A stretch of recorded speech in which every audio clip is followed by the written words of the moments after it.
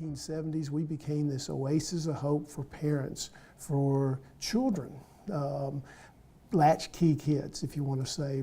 Both parents started having to work, and so where could children go to? And that would have been the YMCA, and that's where the after-school programs popped up. Overnight, we became the world's largest child care provider. As we move forward, and now into 2016, in the YMCA of Bristol and YMCAs across the country, once again, the country is looking, and there's a major need in our country to be inclusive, to be open to all people. But also to how can we as an organization help with the health of our community. As a YMCA locally here in Bristol, we believe we can make a difference. We believe that through our swim lessons, through our youth sports, through our adult programs, through our fitness center, health centers, through our teen programming, all the programs that we do that help nurture children, that help foster healthy living, and that help people helping each other in the ability that we together can begin making a difference in the health and well-being of our community. This movement's going on nationally, not only through in Bristol, but across the country. We have identified 3 focus areas for our YMCA. One is youth development, which we believe that we want to nurture nurture every child to become the best person that they can be. Children need role models. Children need a sense of belonging. We believe camp is transformational for children. So when a child goes off to summer camp, into our residential camp program, which we offer 4 weeks during the summer, they wake up in morning devotionals, they eat meals together, they learn values about honesty, respect, responsibility, and caring. And they're doing this in a safe and nurturing environment with counselors that have been handpicked to help make sure that those children receive the care that they need. Through our teen program, we have 60 to 70 teenagers every afternoon walking down to this YMCA. We have teen staff that are hired to help with special clubs, special activities, again, for a sense of belonging of where these kids can come to on a day-to-day basis. It's a launching pad to start swimming, to start working out, to start playing basketball, to get involved in other groups. I talk a lot about youth and the health of youth, but we have probably 600, 700 individuals that are senior individuals. We call it our active older adults. Water exercise, group exercise, and some say they don't come to the Y, they come to the Y because they want to stay young, so they don't participate in maybe those classes. They are in there in the weight room, in the cardio room, and so forth, in many cases outdoing many of the other youth and the young folks in our Y. People helping people. And that's the third part of our YMCA, is about community development, about social responsibility.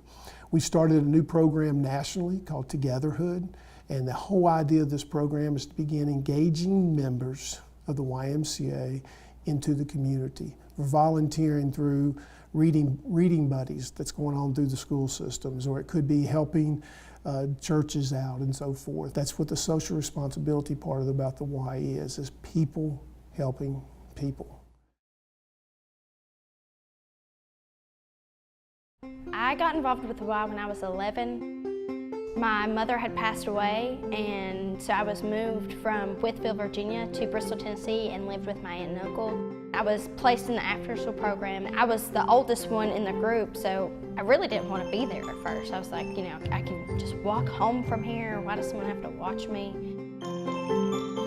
Those counselors saw that I didn't want to be there, and then proceeded to give me responsibility, say, you know, can you help me with snack? You know, I need you to help the other kids, you know, because they're 5.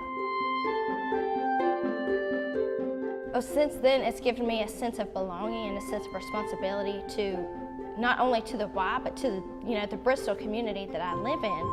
Before, I didn't feel like I belonged here. I didn't have any ownership, and I didn't want to be here. Now, you probably couldn't pay me to leave. I applied to be what is called a CIT, which is a counselor in training, until I reached the age of 17 and I was able to become a counselor. About 6 years ago, they introduced the 5210, and I took an interest in it, and when they asked, you know, can you go and start a pilot program, I was like, absolutely. It was 3 days a week. We did a healthy snack.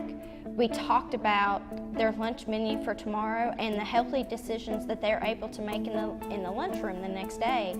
And then we did a 30-minute game. As long as you were up and moving, that's what we wanted, and to know that you're having fun. And we partnered with our school system. They gave us children from 5 to 12 years old whose BMI was 98 or 99%. It was an invitation only, so it was children who were at higher risk for type 2 diabetes. So the parents understood when being signed up, but for the kids, it was an after-school program. But I can tell you that one boy in particular, he was a shy little boy because he was overweight. He didn't want to play. So he would play for a few minutes and then want to sit down. I tried to play a lot of sports. It didn't work out too good, but I got better. Everybody else will be not tired and I'll be tired because when we play football outside and stuff, I used to have asthma. That's the point where I wanted to lose weight. He is now healthy moving. He knows what he's eating, and you know, he's not exercising. He's active playing all the time, and he knows what it is, and he's having a good time doing it. Maybe like want to make good choices when it comes to eating. I kind of cut down on cakes. I don't eat any candy whatsoever. It taught me how to eat right. For a lot of these kids, not only needed the healthy lifestyles and you know the extra active play, but they needed a positive role model. Some of the kids don't have that at home. Everyone needs someone to be able to talk to. It's giving them a sense of, you know, I've got someone there behind me. I've got someone who can support me. I know like sometimes you want to be lazy, but you have to like help yourself because sometimes people will not help you. You have to work out on your own, get your own routine, eat healthy, play some sports. I mean, not all kids are good at sports, but I mean, at least try them. If you might like it. I thought I wasn't gonna like basketball, and I like basketball a lot actually. I'm really proud of myself because I thought I wasn't gonna do it, but I did it. I lost 70 pounds. He's done really good. I'm proud of him. I want him to stay like that too. I mean, of course, he doesn't know what it means to me, but for me to see him now and that he's so active and just living a better lifestyle, you know, I mean, it sometimes makes me emotional knowing that I helped start that spark in his life for him to want to be a better, you know, just a better Jordan. He doesn't need to be a better someone else. He just needs to be a better him. He might not be able to tell you exactly where that spark came from, but I can tell you where the spark came from. It's the mission that the Y has, and not only for children, but the healthy living and the social aspect of building a stronger community as well.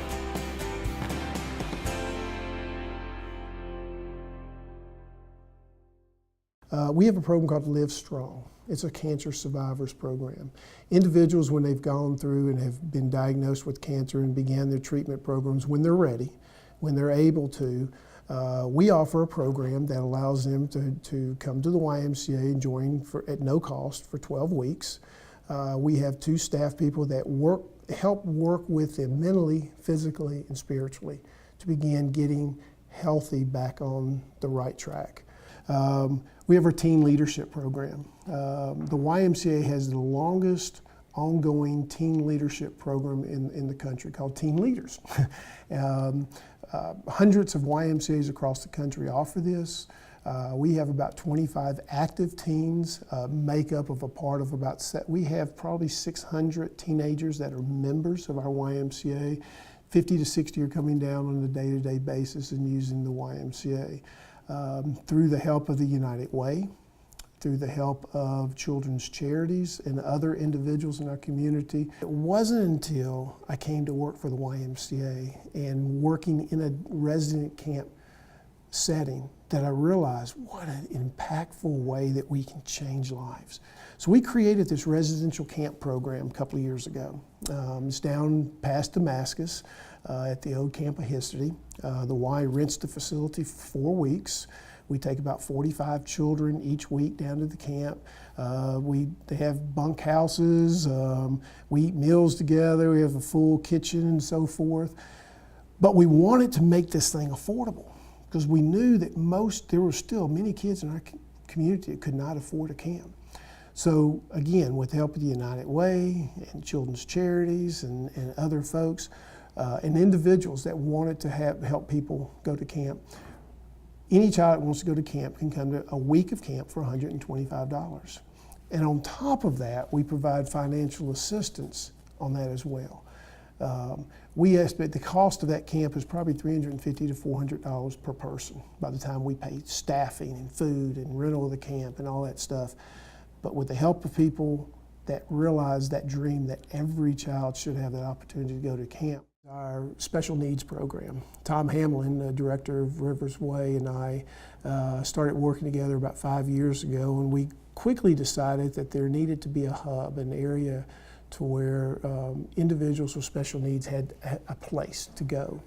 But it's incredible watching the smiles in this program. What's neat is we now have several of our senior adults from our water exercise class that saw the class and saw the program going on and wanted to get involved, and they began volunteering. And we're always needing volunteers, and whether it be in our nursery, whether it be in our pool, whether it be working in our teen center, whether it be helping with these special needs programs, we could use the help of volunteers in our community.